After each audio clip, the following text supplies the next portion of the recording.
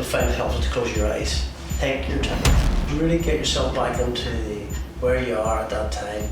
See yourself in London. See what's going on around you as you did that day.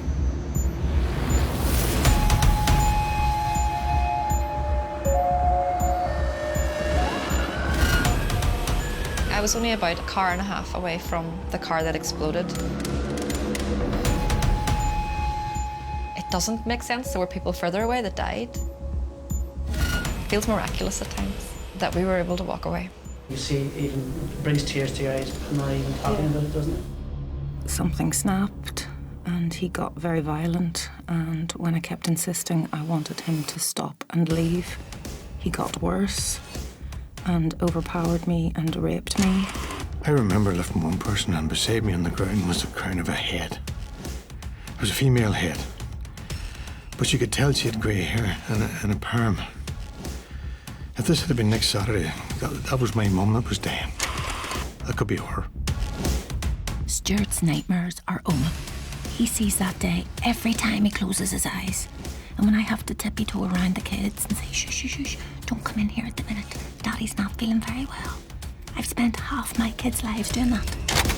Dr. Michael Duffy is one of the world's leading experts on trauma. For this film, we've been given exclusive access to confidential recordings he made while treating victims of post-traumatic stress disorder.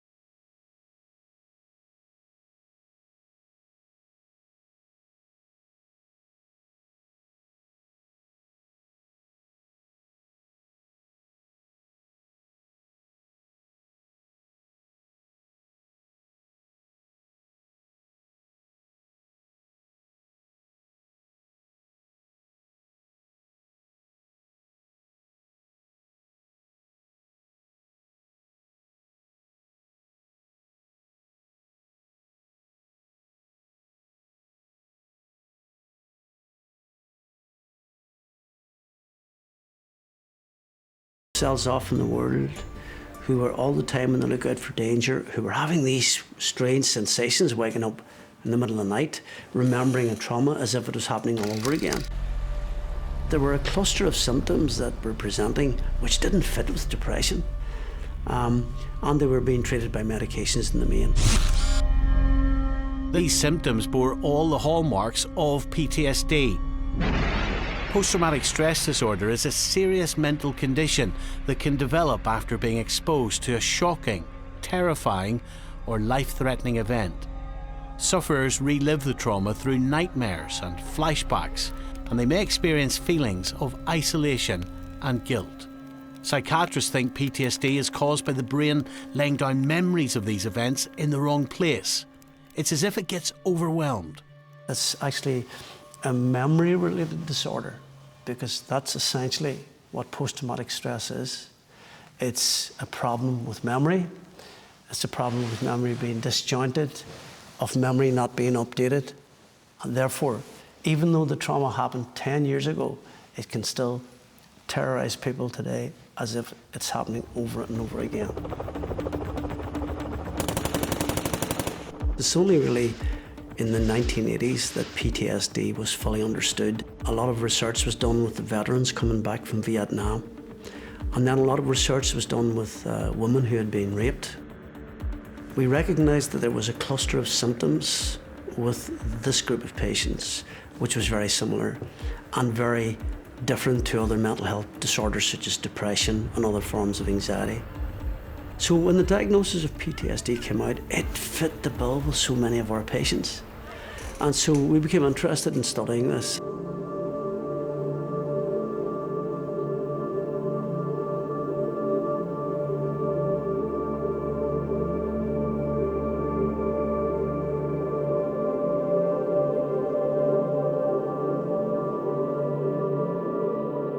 bomb has exploded in the center of Omagh, and there are reports that a number of people have been killed and many seriously injured. On the 15th of August, 1998, the real IRA detonated a car bomb in the centre of Omagh, killing 29 people, including unborn twins, and injuring over 300 others. It was the deadliest single act of the Troubles. The call went out on the radio. Professional staff were asked to return to work. I went straight to the hospital, of course, where the immediate aftermath was just ending. It was chaos. There was a lot of very distressed people.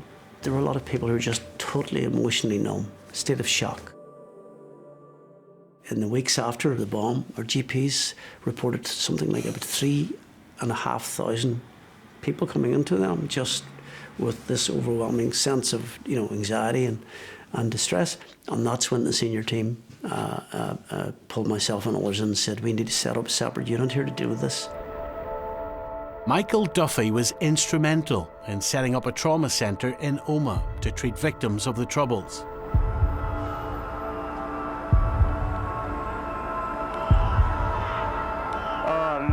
Their pioneering work led him to advise trauma teams worldwide after 9/11, Manchester Arena and the Norway attacks of 2011. If you think about what a trauma is, it's usually a terrifying, extraordinary event in a patient's life. So they're caught up in a car bomb, they're violently assaulted, they're caught up in an explosion, a shooting and so on, which many of our patients have been. Very often they attach negative meanings about the trauma and what it means for them. But if those interpretations of the trauma are left unattended to, then PTSD can develop. The right things to do are to try to keep yourself connected to your friends and your support systems, to try not to dwell on the event or try and make sense of something, which is often a senseless act, not to sit and ruminate about it over and over again. That tends to stir up all sorts of questions about why did it happen, what did I do, could I have done more to help? Then people start to withdraw, start to feel guilty, start to feel extreme fear that the event might happen again. And when all those powerful emotions are activated, then they start to withdraw even more from their social connections, their activities. Of course, when they withdraw from those sorts of events, they spend more time on their own, and that just increases the cycle of rumination and overthinking. And all those strategies that are unhelpful, that people engage in the first few weeks after trauma, increase the likelihood of them developing PTSD. Hanora was just 15 when she was caught up in the Omagh bombing. We were heading into town to meet our friends. Then I remember the police arriving and starting to close off the courthouse and starting to move us all down the town. And we'd been involved in bomb scares before and there'd never been a bomb. So, our understanding of it was this is just going to be another one of those. There was a group of us, so there was maybe 6 or 7 of us all standing together kind of in a circle. There was somebody across the road that somebody said hello to, or, they kind of waved across the road and us all looking at that, turning to see who that person was. And then the next thing I remember is it was the bomb going off. It felt like I was kind of lifted and turned into the air. And I remember as I kind of turned into the air, I could see this ball of fire coming towards me. And then that was it. That was the last thing I remembered. When I woke up, there was a lot of sirens and there was a lot of people shouting and screaming. The floor was just covered in debris and blood, and seeing a few bodies around me. I seen some of the kids were quite close by, and they'd been very seriously injured. I remember seeing someone on the side of the road, and they were just in hysterics, I've never heard anybody screaming like that before or after in my life. And I remember finding a friend kind of just appearing beside me, one of the girls that I'd been with, and both of us spotting quite a lot of blood nearby one of her friends.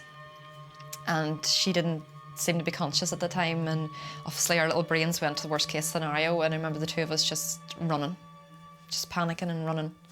And me looking down and realising I wasn't wearing any shoes. I'd been wearing a wee pair of slip-ons on the day and had obviously been blown out of them, or they'd come off at some point. And as we were running out, there's a policeman running at full pelt past us into the midst of what we were running away from. And I'd found out then that one of my friends had been really quite seriously injured and had been airlifted to Belfast. So that's when things went downhill for my mental state very quickly then. From my memory, Mum and Dad phoned the doctors and somebody came out and sedated me. PTSD comes after an event where a person is exposed to actual or threatened death, serious injury, or sexual violence. Claire, it's not her real name, was the victim of multiple rapes. Because of the nature of her trauma, her identity has been concealed. I was seeing a guy who struck me as he wasn't a particularly nice guy that I'd want to bring home to meet my mum, but he didn't seem like a bad guy. We had slept together a number of times, and he came to my apartment one evening, and he'd been doing quite a lot of pills, I think it was, and I had just been drinking. And things started out, I guess, consensual, and then it was like something snapped, and he got very violent, and when I kept insisting I wanted him to stop and leave, he got worse and overpowered me and raped me quite viciously. I was quite badly bruised and bleeding. And eventually, after about 2 days, I went down to see a friend of mine who also knew him, and I had bruises all up my arms, and she noticed them. She was like, "Was it him?" And I said, "Yeah." And she said, "Oh, well, he's not the best guy, but sure, you know, he's not the worst either." I just think that solidified in my mind. I can't tell anyone else because this is my best friend and she doesn't think that it's wrong. And I just thought, imagining telling the police and them laughing and going, "Stop wasting our time." And after that incident, there was another man who I kind of knew, and I wasn't involved with him. He was about 20 years older than me, and he used to give me cocaine. I woke up in my apartment and I was naked, and he was there, and he was getting dressed, and I wasn't sure how I got there or how my clothes came off, and I felt pains in my groin. He left, and then I didn't tell anyone because, again, this was someone who was quite wealthy, who was older than me, and I had no conscious memory of what happened.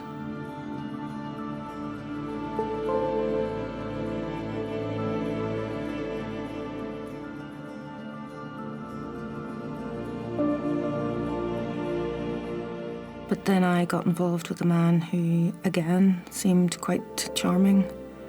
Right off the bat, we started doing cocaine.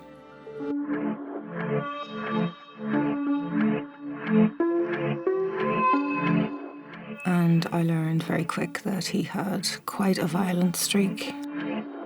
One night we were out and another guy was talking to me, and he walked up, didn't say anything, took my arm, bit me, left a massive mark on my arm, turned around, looked at the guy and just walked away.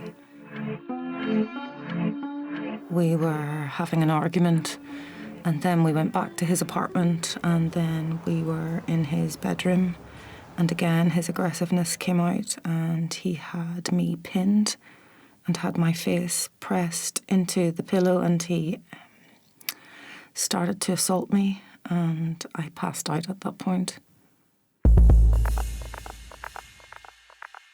The next morning when I woke up, I was just in pain all over my body.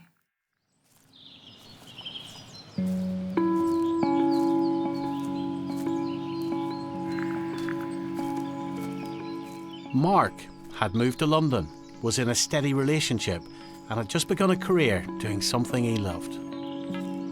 I was able to get a job working for a charity there. It was like looking at, everything from wildlife crime through to, dog fighting. A big part of the job would have been, going up to Westminster. There was an event in 𝗵𝗏𝗃𝗲𝗏 house. The meeting was in the first floor. It's just literally looking out onto the road of Westminster Bridge. I was standing at the window, and just out of the corner of my eye, I seen something, and I looked down, and I seen an SUV plough into a couple of pedestrians. Moments of panic. They don't yet know what's happened. And then this. The attack began on Westminster Bridge. A vehicle was driven into pedestrians. The attacker was 𝗂𝗶𝗰𝗲. He drove a car into pedestrians on Westminster Bridge, killing 4 and injuring more than 50 people. He then crashed the car into the perimeter fence in the palace grounds. Mark was an eyewitness to the attack and filmed the incident on his mobile phone from an upstairs window. Then the door to the SUV flew open. The guy got out and immediately pulled out 2 massive knives, and he was on top of a police officer and stabbing repeatedly downwards, and I seen the knife going into him, and then I seen him drop very suddenly, and I knew at that point, he'd been shot.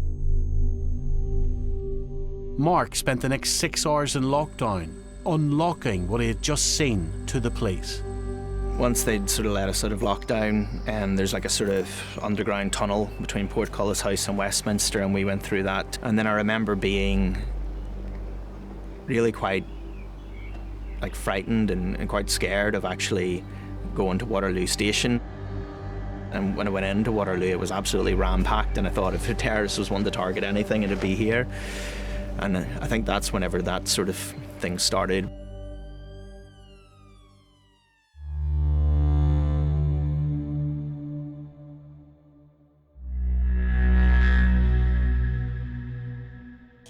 Stuart, not his real name, was a serving police officer at the time of the Omagh bombing. He has asked for his identity to be concealed. I was stationed in Omagh. Just about lunchtime, my colleague asked me, "What are you for doing?" He says, "Well, it's the start of the football season. I want to go down to the local, have a pint, and then go home and get a couple of hours kip." First thing I knew was the glass coming around me, and then I heard the bang. Looked around. Everybody in the bar seemed okay. Ran out into the middle of the street, and the next thing was somebody shouting, "We need help." And there was this woman buried right up her chest. And somebody says, "She's pregnant." I think my heart just sank. I promised her we'd get her out. I went out into the street, and at this stage, the paramedics had arrived. And I shouted to the first one, "There's a pregnant woman over there, and she needs help." And he just put his hands out in front of me and said, "Look around me." And I knew. What do you do? I came back up the street, and the next thing I seen was another woman sitting. Her breasts were just exposed to the world. It was just, if it hadn't been what it was, the humiliation. If that woman had known what she looked like. There was nothing to do with her, and the anger just filled me for the people who could leave somebody like this. Never had seen carnage like it. Certainly never want to see it again. Michael Duffy has agreed to help us get inside the minds of those bearing the classic symptoms of PTSD. So, I haven't actually seen this gentleman in the clinic. This very moving testimony is a really good example of how many of our first responders are affected by PTSD. A lot of police officers, paramedics, and others after the event, begin to ruminate about the event, and then they question their own role. Could I have done more? Should I have done more to help? And what's fascinating about PTSD with this group of people is that they almost expect superhuman behaviours from themselves.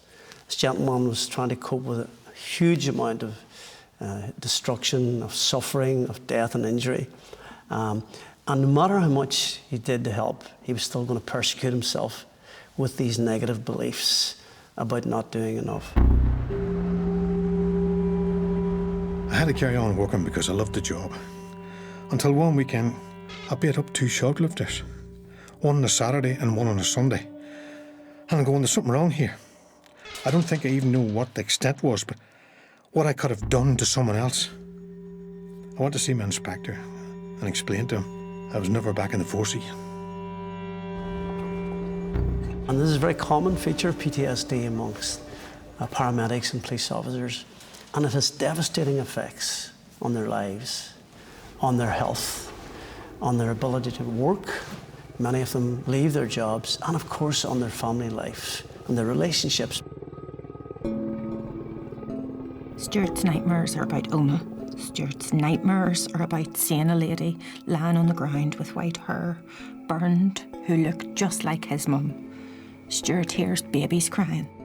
I went to bed one night with him and wakened up with a totally different person, an angrier person, someone who couldn't control his emotions, somebody who couldn't stop crying, somebody who would have fought with a shadow. I wanted to feel pain, so I would have provoked somebody or said something just so they would hit me. And my wife, she stood by me through thick and thin because I was drinking so much. I don't even know half the stuff I put her through. Can't remember. Partners are often the forgotten victims of PTSD. He disappeared one weekend, he didn't come back, and he didn't answer his phone. I went off the rails completely and went to a house party. And the boy there recognised me and he says to me, "You're a peeler." And he goes, "No, I'm not." And he says, "Oh, you are." He says, "We're going to kill you." To be honest with you, I don't really care if they've done me or not. I thought about suicide. So for somebody else to do it for me, happy days. It's just me thinking about it and doing it. He tells me he has thought about suicide, and he tells me he can, in great detail. He'll tell me how he'll do it. In the car, pull out in front of a lorry. There's a wall there. If I hit that wall at 120 miles an hour. But then he tells me, but I won't do it, because I've too much to lose. I'm happy. I don't want to lose us. So sometimes when I know he's down, and he's that down, and he's that low, I'd be terrified of a phone call. I drove to the hospital and I went to the psychiatric ward and I spoke to them. And they said, "No, you have to be referred by your doctor." And I says, "No, you don't understand. You take me now or you'll not be seeing me again." That was the lowest point. And I just found him in a complete and total state. I'd never seen that before. And then we had the psychiatric team around us. Then he was diagnosed with PTSD.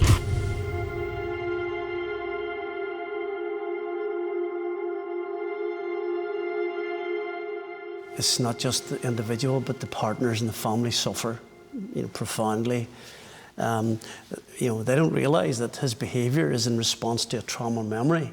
All that the family see is that he's behaving differently, angrily, withdrawn. People can't see into his mind, they just see his behaviour.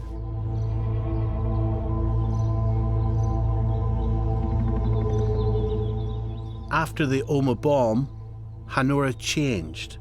She was in the same body, but acting completely differently. I think my personality changed quite drastically immediately afterwards. People found I was obviously very irritated and angry, and my parents, my poor parents, because they got the worst of it. So although I wouldn't talk to them about it, they would get the emotional hit of whatever it was I was going through at the time, and constant panic and constant anger and irritation that I couldn't figure out where it was coming from. I wasn't linking any of this back to the bomb. PTSD can happen months, years after the traumatic event. When a particular trigger that's close to the trauma of years ago is experienced by people, then PTSD can be activated. In Nora's case, it was her first day at Queen's University. We were watching the TV, and I remember the TV all changing, and it'd been news reports, and the first plane that went into the towers, and I remember a really clear feeling of the world is going to end. Oh, no.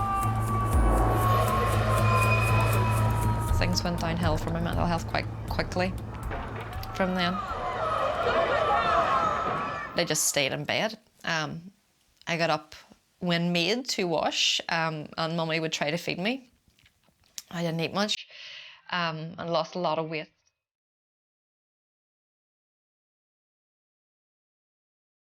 It was like constant flashbacks. I would be right back in that moment in the town in Omagh on that day, seeing the blood and the glass and the metal and the fire and the smoke and the sirens and the screaming. In the flashbacks, it felt like those people who I knew had passed were still on the street in Omagh. They were still there for me.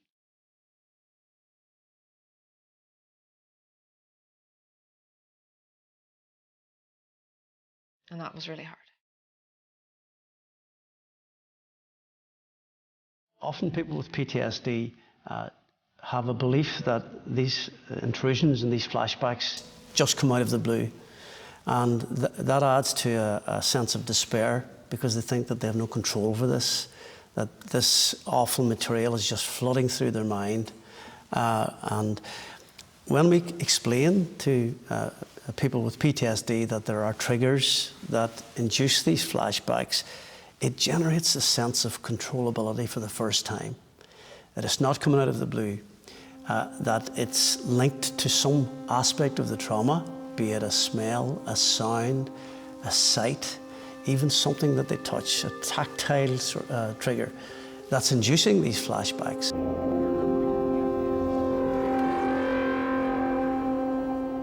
He has no sense of smell anymore, but every now and again he can smell something, and it's burning, and it takes him back to Omagh.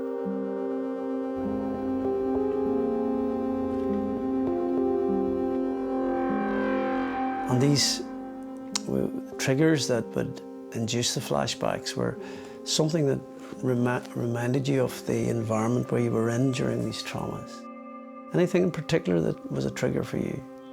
It sounds strange, but like the feel of cotton. Most duvets are cotton, so like certain times, depending if I moved a certain way in bed at night, I'd just feel it, and it would be just, oh God, there's an image, or there's, you know, a feeling. And you just feel like you're back there, which was quite difficult because it's hard to avoid certain things like that because they're so normal. You were having these flashbacks. Yeah. And you were re-experiencing these traumas. Yes. And they were not only impacting on your relationship with your partner, but they were impacting on you quite a lot, weren't they? Yeah. Really, yeah. Your mood was down. Yeah, I felt very low, you know, to the point where I was like, I wouldn't say I'd contemplated suicide, but it had flashed through my mind because I just saw the way I looked at it, this is in my head. I can't get it out of my head. I'd go like, there's, you know, be sorry that lobotomies didn't exist anymore. Sometimes it's when people just become so suicidal that they know that if they don't get help, then, you know, they may take things to a place they don't want to go. It shouldn't have to be like that. Also, you had nighttime flashbacks. Yeah. So you're waking up, and where would you be? There was a couple of times I'd wake up in the middle of the night and I would just feel like there was a weight pressing on my chest and I couldn't breathe. Or I'd wake up feeling like I couldn't move because I was being pinned. Okay. If someone has been violently assaulted someone has been raped, for example, during a trauma, thereafter they may suffer from chronic physical pain linked to that part of the anatomy. But what happens is that the physical pain then actually acts as a trigger to induce a flashback, links into the trauma memory, and so they re-experience the trauma as if it's happening again in the form of these awful intrusions and flashbacks. And of course, when they have a flashback then, they re-experience all the sensations of the trauma, including the physical pain that they experienced during the trauma.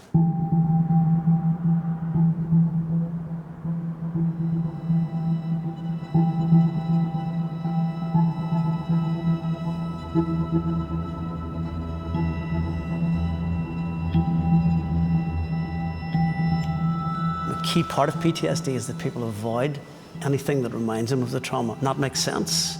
Why would you want to think about the most horrific event of your life?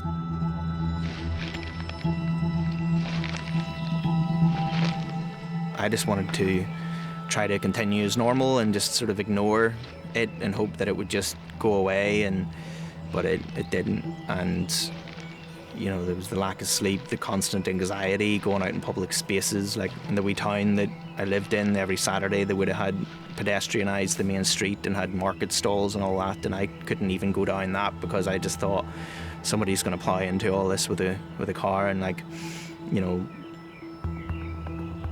every single thing like that, going on the underground, going on a train, anything, it just became something I couldn't do. I was organising another event up at Westminster. I used Google Maps to go down onto Street View just to sort of try to plot out logistics and things like that. And I remember then the camera just turning it round, just looking up Westminster Bridge and seeing where, you know, he'd driven into those people on the pavement. And I basically had like a panic attack. I couldn't really breathe, and then the whole idea of actually having to go back to Westminster and do that it was just something that was literally terrifying me. So Mark explains this element of PTSD really eloquently. It's this awful sense of hypervigilance that goes with the condition. If I've got a memory of some awful event happening in my life, and if it's been revisited in the form of flashbacks and intrusions regularly, then I'm going to be hyper alert, watching out for it happening again. The Troubles in Northern Ireland ended, but for many years, and even now, people who were exposed to that conflict remain hypervigilant. People would not go into certain areas. People who'd been exposed to awful traumas still found it difficult to trust people in the other community because they're hypervigilant that there may be a sense of threat linked to their trauma memory.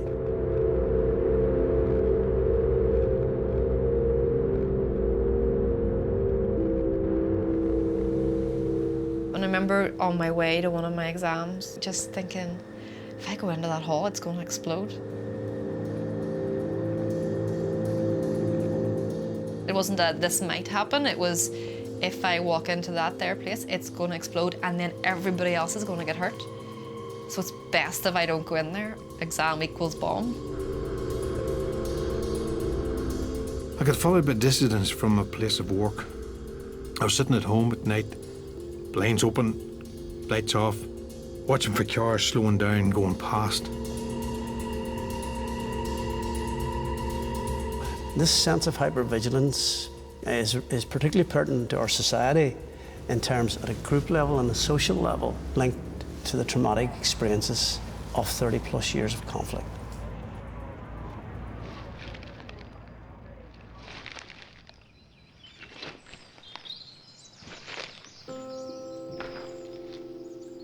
I got to a point where I just thought this is what it's going to be like for the rest of my life. You know, my partner at the time said, you know, you need to get help. Often it's the people they're living with, their family, their nearest and dearest, who say to them, you must get help. We can't live with you anymore. And very often it's that holding the mirror up to them from those who know them most that really forces people to recognise, I need professional help.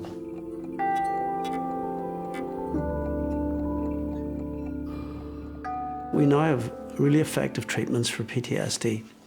And the most effective treatment is trauma-focused cognitive behavioural therapy. First of all, we educate our patients to understand what PTSD is and how important it is for us to treat it in this way. No return of any intrusions, any nightmares?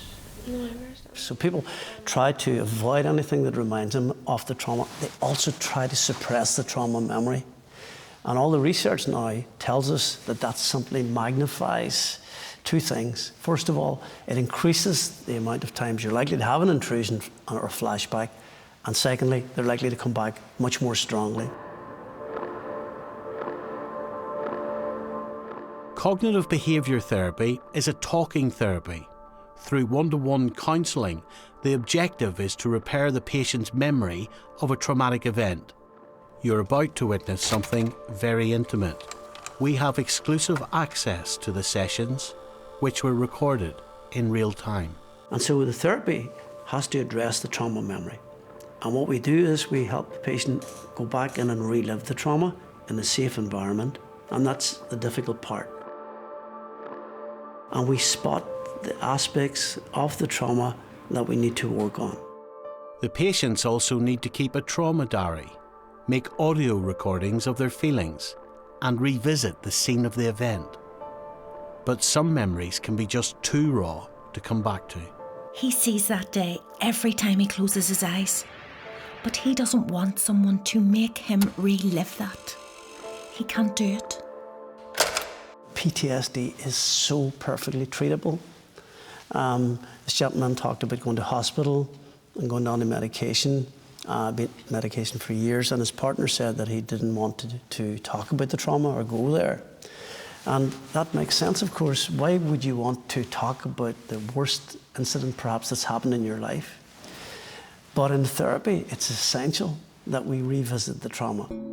The reliving sessions are taped. Michael talks about a video that you need to play the video all the way through to today. So the video doesn't stop when the bomb exploded or when I saw something or when I had that flashback. It's right through to where I'm at now. I think the toughest bit was going in and reliving the memories. To me, it was something that, well, this is the stuff that's kind of been plaguing me on a daily basis. I don't want to think about it. We'll probably give you a recording device now because I want you then to listen to this for your homework this week. I remember picking up an umbrella and hoping that the blood on it wasn't someone I knew. I remember looking towards a child's body and seeing their face, but I can't remember seeing their body. I went into the sessions not with any idea of what was going to happen or what was going to go on. You know, I was like, am I going to be hypnotized? You know, what is this going to be? And really just talk in the present tense as if you're back in the scene.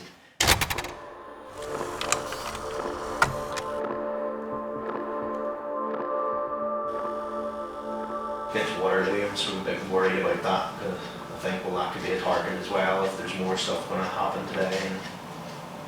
He leaves and he tries to go to the train station and he starts to notice that he is now much more suspicious than he would ever have been, given that he's just had this really awful traumatic event that he's witnessed.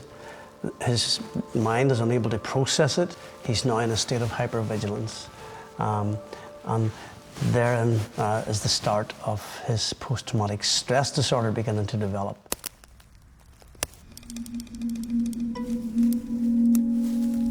Just out of the corner of the eye, I see something. It's just happened. I look down, an SUV is just plowed into the railings. A young guy lying on the ground, writhing. There's a guy lying, and he's out. You know, I think he's dead. Then the door flings open. The guy gets out of the vehicle. At this point, I'm still thinking it's an accident. And then the guy pulls out the knives and And I know it's an attack, and I know that he's going to kill people. And now looking at the attacker, and he's not angry, or he just seems really, really calm. People don't run, they're glued to the spot and basically waiting for him to kill them, but he turns quite purposefully, holding the knives up sort of just directly in front of him. I was just horrified because I knew what was about to happen, and there's nothing I can do about it. I'm also worried that there might be a bomb in the car. He thinks there's a bomb in the car. Now, of course, retrospectively, after the trauma, it's very clear there wasn't a bomb in the car. But again, when people have a flashback or they re-experience the trauma, they don't integrate information from after the traumatic event. The trauma memory has a beginning and an end point. And that end point stops information after the trauma being inserted to update the trauma. A lot of the trauma for me was actually fear and terror around things that actually didn't happen.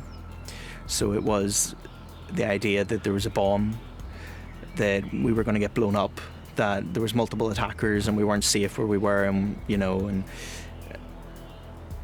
that he was going to run into a crowd and start stabbing everyone, and his behaviour, his face, all these different things didn't make any sense to me.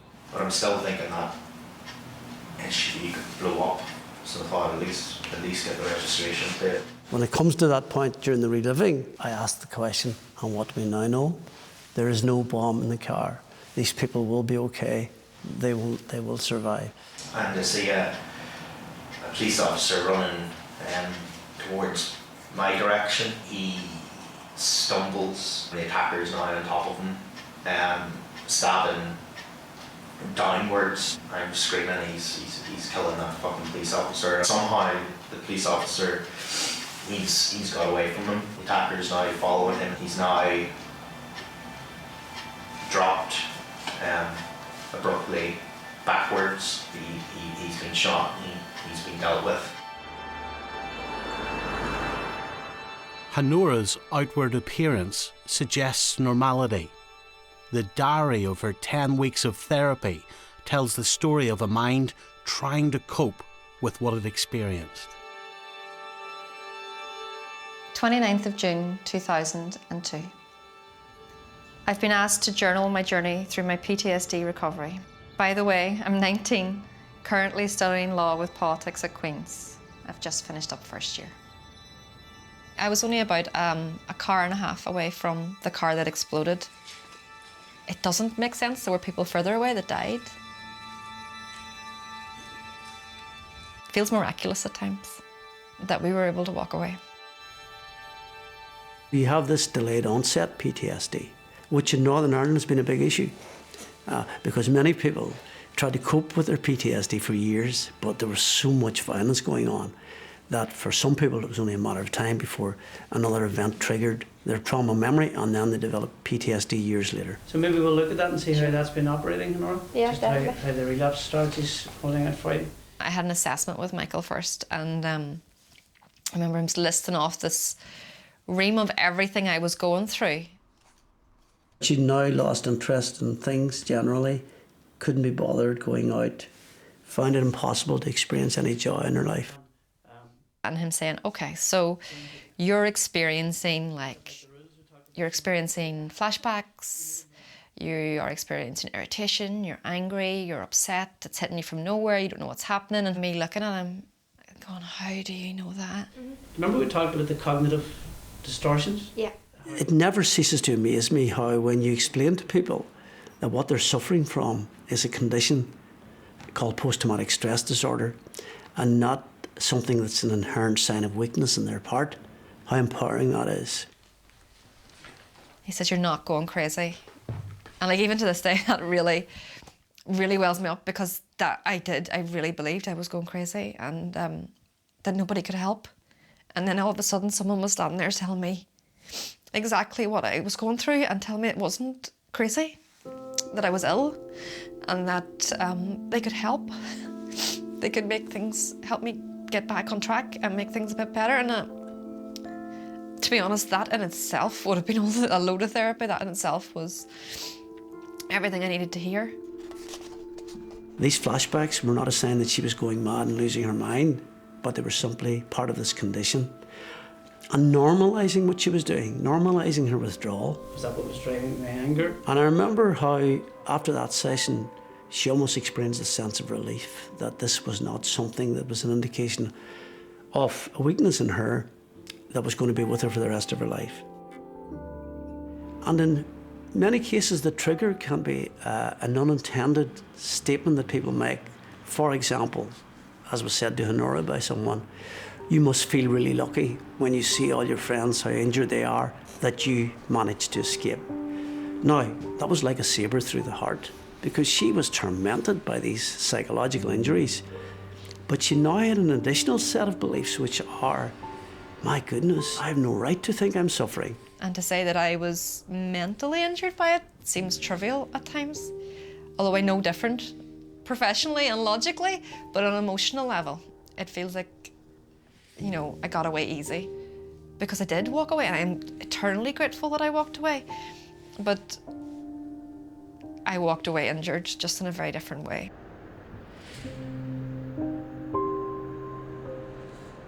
This concept of survivor guilt is quite common in PTSD. The pain that they suffer is hidden. It's a psychological injury.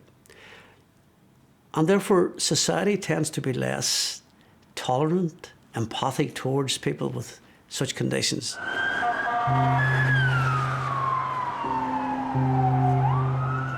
People had basically been killed, people had been much closer to it, and I felt guilty for even feeling the way I did. I didn't feel like I had a right to feel that way.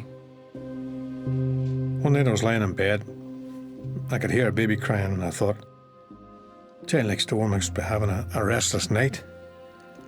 So I got up the next day and I was speaking to the mother next door, and I says, the child having a restless night? No, there wasn't a peep out of her. So I was hearing babies crying. I was feeling guilty for not rescuing a pregnant woman at the time, but I didn't know how to cope with that. That was my fault. I should have dug her out. I should have went down, you know. Why did I not do that? Okay, I didn't plant the bomb, but maybe I could have done more to get her out of there. Why wasn't I suffering? Why didn't I get the physical pain of that so many people in that bomb suffered? I wasn't that far away from it. I went to psychiatrists and psychologists, and they all said, well, why do you feel that way? I says, because I feel guilty that I should have done more than I did.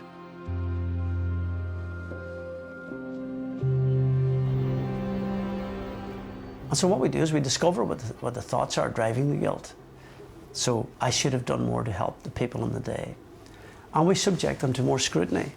For example, with the first responder, I didn't do enough to help. I should have done more. That was likely attached to one particular point in the trauma incident.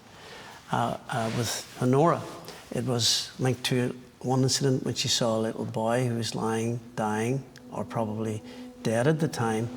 And with Ҳонora, I should have reached out to help in his last moments. I'd left them behind, and I had a lot of guilt, and that was a big part of my therapy about that at the time, and I felt like I needed to fix it. Now, of course, we can deal with those meanings by going and doing the reliving and discovering that she herself was injured, she herself's lying on the ground, she's unable to help, she's paralysed. None of that seems to come to the forefront until we do a reliving session and bring it to the forefront. We can now change the meanings that I should have done something to help, and then replace it with, there was nothing I could have done. But that doesn't update the image, because the flashback is still of that little boy lying in the street. Of course, he's not there anymore. That little boy has been lifted with great care, taken by his family, taken home. His body is cared for by his family, and he's laid to rest. and he's now in a graveyard near the family home. And so to install all of that information in the trauma memory, it's often necessary to visit the grave, which Honora had to do. Well, my homework this week is to visit a grave. I'm meant to go and say goodbye. Say goodbye to someone I never actually met, but somebody who's had a profound effect on my life. I'm so nervous, scared and frightened to see his grave, as it will make it all so real. I know, thanks to Michael, that he died instantly, but he will no longer be on that street covered in blood. That his family miss him, but realise that he is now happy. And even though that's very sad for her, we then come back to the session and we roll the video in her memory on so that this child is no longer in her mind's eye, lying in that street covered in dust and rubble, but he's now at peace in a graveyard elsewhere. And so we install and update the trauma memory. And there's a very powerful technique that helps many patients who have these very distressing flashbacks of seeing someone dead at the scene of the trauma.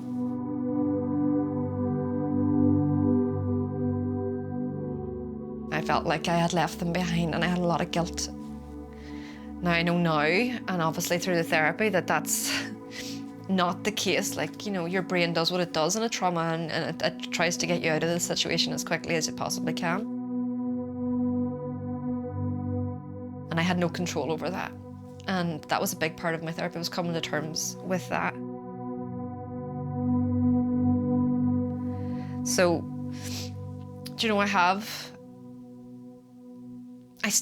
you can't change the feelings about some things. You can just manage them a lot better.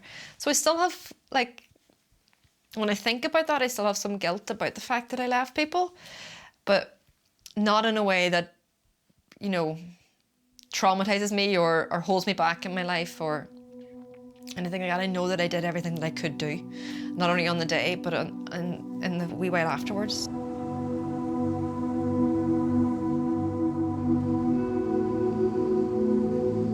Part of the treatment was to go back to Westminster and revisit the, you know, where it happened. Right at him. Which, for me, just, that was going to be a really difficult thing to do. I felt, you know, again, like a weight being lifted from my shoulder walking across the bridge. But there were, like, flowers and a memorial to the Romanian girl that was killed on the bridge, and that sort of brought me down a bit. But, you know, I got across and I remember standing exactly where I thought the attacker was when I was looking down at him, and, you know, looking up to where I was standing, and, you know, and again, then it was like, you know, I was, like, I couldn't have had a better view of any of this, and I was close to it, and it just confirmed things again, that it was okay for me to feel the way I did, and for the PTSD to manifest itself in the way that it did. But going and revisit, it was like almost like reclaiming that place, and that just, you know, really confirmed that, you know, I'd gotten better. I just then noticed stuff like the hypervigilance, you know, all that stuff just started easing away. People like the lady who has been raped, who talks about her condition, avoided going into bars. If there were groups of men, she would have to leave the bar. She would walk out, even though they weren't a threat. But in her trauma memory, all men were a threat. And so she spent years avoiding anywhere where there might be that sort of danger linked to the trauma memory. A short time after her sessions with Michael Duffy, the unthinkable happened.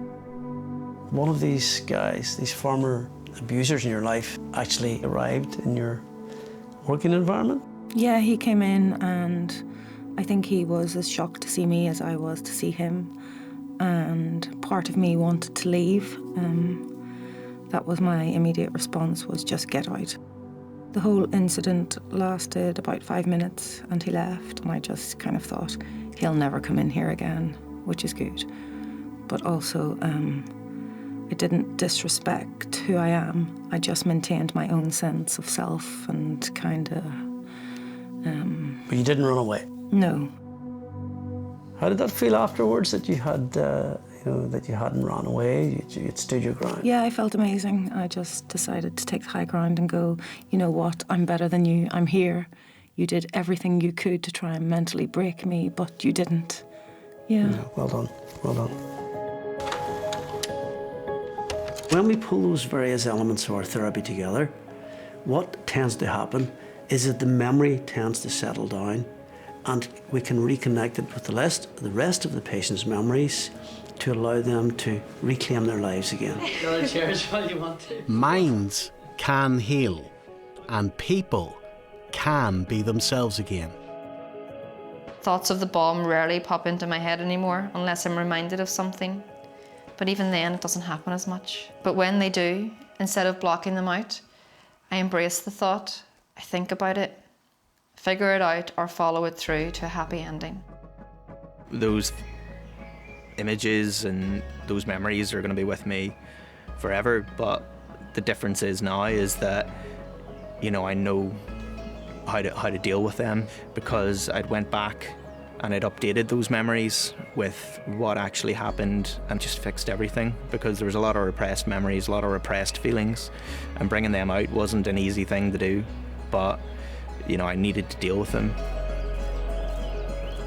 So we can see clearly from these different stories that people with post-traumatic stress disorder, they can recover very well if they get adequate evidence-based treatments. Sadly, the reverse is also true, that if people don't get access to these treatments, they can suffer for many years. And very typically, people with PTSD try to deal with their problem by using alcohol and drugs and other means of trying to suppress the awful emotions that they feel. But of course, over time, the PTSD doesn't really disappear.